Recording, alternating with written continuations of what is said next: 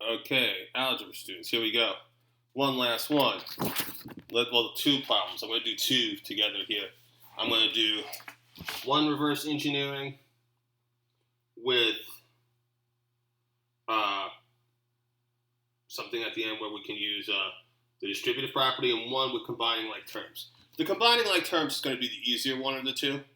So we'll tackle the hard one first. Let's tackle the hard one first. I'm running out of ideas using x equals 15, but that's okay. Remember, if you have another number, because you're going to have to pick other numbers, 14. It's multiplied by 7 times 2 gives you 14. 21 is 7 and 3. 16, 8 and 2, 4 and 4. Just think of all the multiples of this. So step one in reverse. Don't call me after midnight.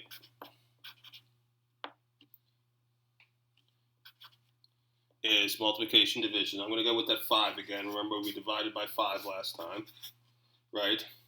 And so the question was 15 times 5 is 75, equal sign, and 5x, we'll get rid of that. So 5x there. And then we said last time we were going to do some addition, subtraction. I think I said, what did I do last time? I added 10.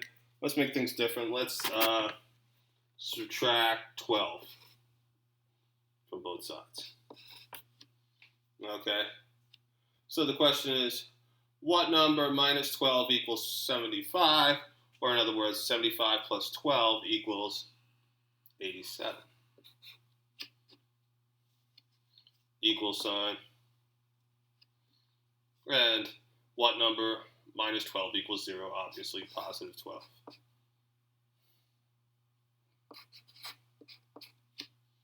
I kind of backed myself into a corner here with this, because what I'm seeing here is this isn't a good option for distributive property. So I'm going to use here, I'm going to make this one a combining like terms one. I'll use our last example for distributive property. The problem is there's no number that evenly divides into both 5 and 12.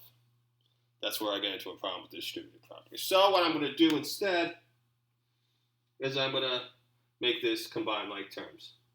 Well, that's easy. I'm going to do what I did before, similar. I'm going to say, let's have two x's. Well, what plus what equals 5x? You can even make a negative one. I could do 10x minus 5x. 10 minus 5 is 5. X plus 12 equals 87. So then we would have to do some sort of combining like terms. I kind of ran over my... in order to solve this problem. Interesting, right? You could also break up to 12. 8 and 4. So it could be 5x plus 8 plus 4 equals 87. More combining like terms. Now, distributive property, remember before I said was tricky because I can't find a number that divides both into 5 and 12. This is going to be a job we're going to get really good at eventually in Algebra 1. We call it factoring. So I'm going to have to factor this number. So this number is really not factorable, as they would say. So let's go with another idea. I'm going to go back with my original idea that I did last time, when my final answer was x equals 15. That's always the number we're shooting for. You change that number depending on the day of the month. If it's the 10th, you put x equals 10. Here, I'm going to say, we're going to do 5. We're going to divide by 5. 5 times 5 is 75. 75 divided by 5 is 15. This would want to be able to get rid of that other x, the other 5 on the x. So we do that. Easy enough.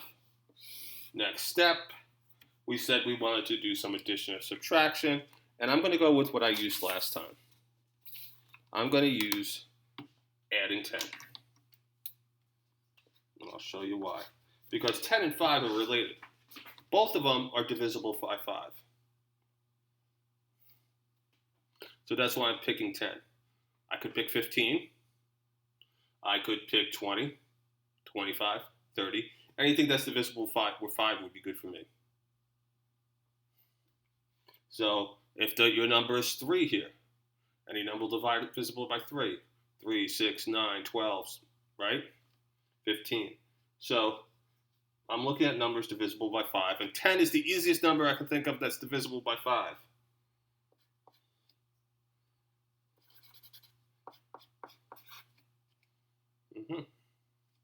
So then my question is, I'll have my 5x.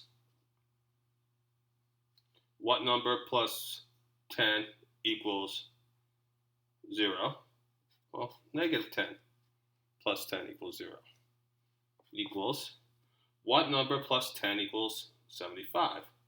Well, 65 plus 10. Now, what I'm going to do here is I'm going to look at it and say, what number divides evenly to both 5 and 10? Well, that's 5. Now I'm going to put my parentheses. What times what? 5 times what gives me 5x? Well, 5 times x gives me 5x. Then 5 times what gives me negative 10? Well, 5 times negative 2 gives me negative 10.